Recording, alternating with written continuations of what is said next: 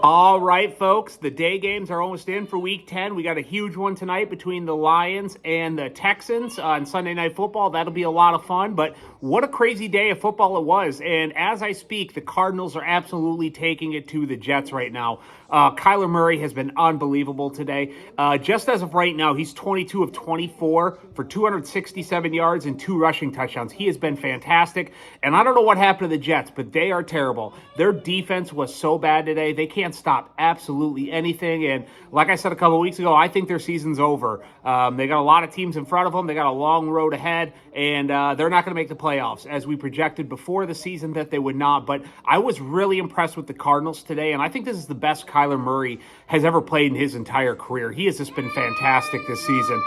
Second thing, the Bears. That was an absolutely pitiful performance today in Chicago. They go and they lose to the Patriots, a team with a rookie quarterback who's been one of the worst teams in the NFL. And I just want to give you a couple stats here.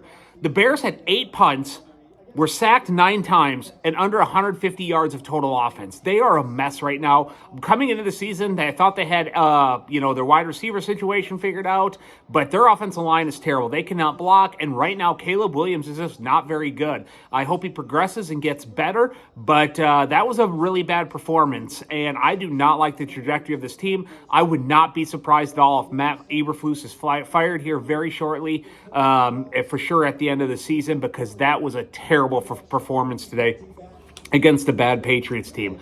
Number 3, the Chiefs escape. And the Chiefs, they end up with a blocked field goal to end the game there, but there were some alarming things in this game if you're a Chiefs fan. Number 1, their offensive line was an absolute mess. So their starting left tackle goes down.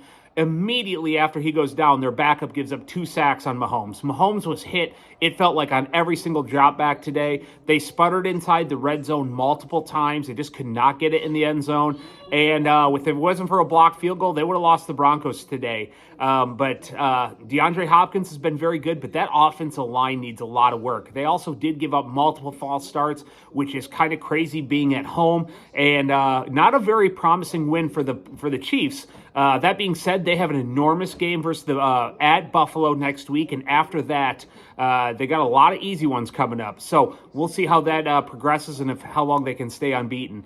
And then the last thing I want to talk about is the Steelers. Steelers get a massive win today in Washington against the Commanders, and there was something funny that happened in this game. Not funny, but something interesting. So the Commanders were down 2.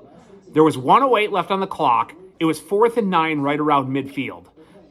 They drop back. Daniels drops back, throws the ball to the 41-yard line. It's caught for what looks like, I thought it was first down. They ruled it short on the field. They showed the replay probably a dozen times on TV. I thought he had it. I thought he was at the marker and he had the first down. They stood with the call on the field. There wasn't enough to overturn it, even though I do think it was a first down. Steelers end up winning it. The Commanders jump off sides when the Steelers got the ball next to end the game. But great game between the Steelers and Commanders. Russell Wilson, as much as I hate to say it, has been very good today. He comes up with an enormous deep ball to Mike Williams there in the fourth quarter, and they got a big one coming up. They have the Ravens next week, and it's their first division game. It's hard to believe next week is week 11. They have not played a divisional game yet.